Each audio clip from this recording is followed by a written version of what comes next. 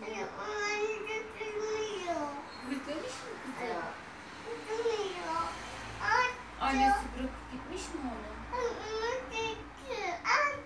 Nereye gitmiş? Kocaya kaçmış, kocaya. Kocaya mı kaçmış? Ey.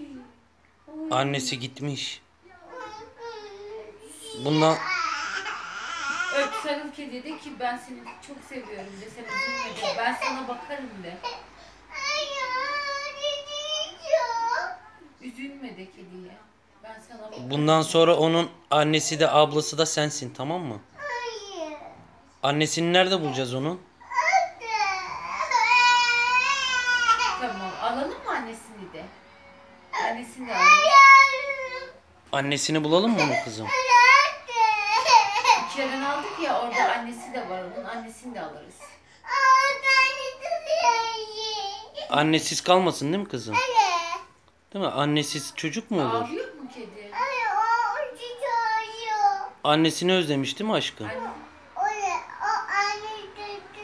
Annesini Değil mi? istiyor. Çocuklar annesiz, Babasını çocuklar istiyor. annesiz, kediler annesiz kalmasın değil mi kızım? Evet, annesi olsun değil mi? Sen bakayım babasını istiyor mu? Babasını da alalım mı? Babasını istiyor musun? Tamam. Aile olarak istiyorsun değil mi kızım? Anne istiyorsun, babasını istiyorsun değil mi? Annesi nereye gitmiş kızım? Belki yemek aramaya gitmiştir. Karnı acıkmıştır. Yemek aramaya gitmiştir annesi. Ha, bırakıp mı gitmiş annesi? Tamam, başka anne alalım ona. Başka anne alalım, olur mu? Olmaz değil mi aşkım? Tamam, 10 anne alacağız o zaman, tamam mı? Tamam aşkım.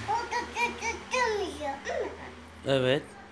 O bırakıp gitmez, başka anne alırız ona, tamam mı aşkım? Tamam, sen ağlama, tamam mı? Kediler hiç annesiz kalmasın değil mi? Kediler annesiz kalmasın değil mi aşkım? Evet, kediler annesiz kalmasın. Evet. Hadi öp kedini. Sen çok mu seviyorsun kedini? Çok mu seviyorsun?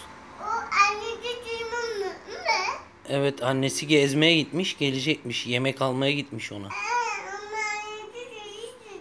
Evet, öp kedini hadi, bir de bay bay yap bana. Hadi görüşürüz.